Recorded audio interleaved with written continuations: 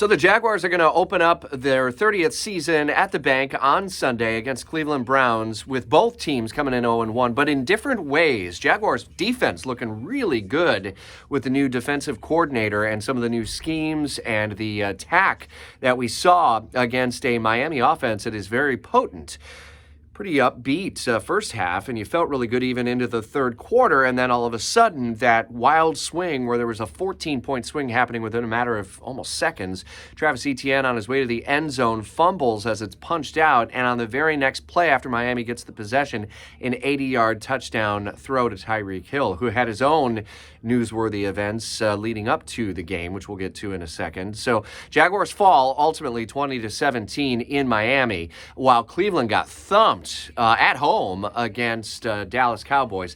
Tom Brady's debut game, by the way, in case you hadn't heard, behind the microphone. And so Sunday's kickoff at 1 o'clock has some intriguing storylines. Can the Jaguars offense fix some of the mistakes that they had, and can the defense continue to play as tight as they did against the pass and the rushing attack from the offense? We'll see that on the field Sunday. A lot of other storylines and probably some surprises, I would imagine, for the 30th anniversary and the home opener on Sunday. Hopefully it'll be a little bit drier after all of the rainfall that we had. Now we're on top of the detainment of Miami Dolphins wide receiver Tyreek Hill outside of the Hard Rock Stadium that happened in Miami. A lot of questions, including why former Jaguar Calais Campbell was also put in handcuffs as well. That story updated throughout Jacksonville's morning news. The flooding potential continues for some neighborhoods this week.